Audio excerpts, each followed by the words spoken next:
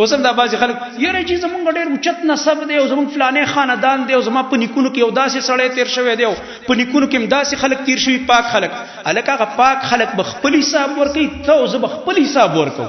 هغه به په خپل عمل خلاصېږي، ما او تا به په خپل عمل خلاصېږو. دا خبرې به یهودیانو کولې چې زه به د پلار او د نیکه په نیکونو کې د هغوی بني اسرائیل کې پیغمبران ډېر تېر شوي.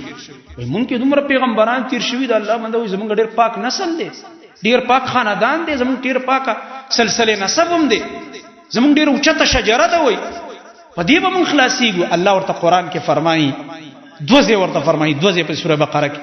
دا دویمه پاره چې ختمېږي د دې اولې پارې په اختتام کې په دې دوه ځای ورته الله فرمایي تلک امة قد خلت لها ما کسبت ولکم ما کسبتم ولا تسألون عما كانوا يعملون. هغه یو ډله وه چې تېره شوې ستاسو د پلرونو د نیکونو چې ښه خلکو پیغمبرانو اولیاو بزرګانو د هغې په عمل ته نه خلاصېږي. تلک امة دغه یو ډله وه قد خلت هغه تېره شوې ده، د هغې قیسې مه کوه. لها ما کسبت د دغه ډلې دپاره هغه عملو چې کوم هغوی کړی دی، ولکم ما کسبتم او ستاسو دپاره بدله د هغه عمل ده چې تاسو یې کوئ، ستا سره به ستا د عمل حساب کېږي.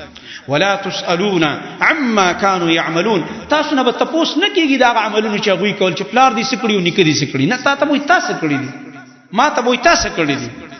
موږ نه به د خپل عمل تپوس کېږي. زما محترم په دې بنا باندې د خپل ځان اصلاح، د خپل ځان چې کوم دی اول غم او فکر کول.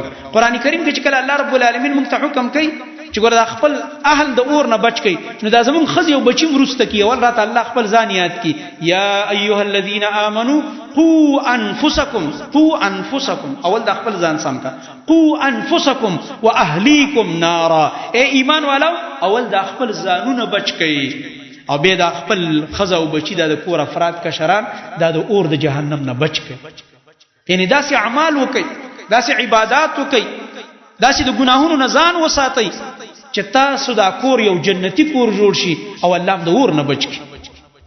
الله رب العالمین دې زموږ ستاسو ټول کورونه د قشانته کړي چې زموږ مشران کشران الله د اور د جهنم نه بچ کړي او الله رب العالمین زموږ اصلاح وکړي.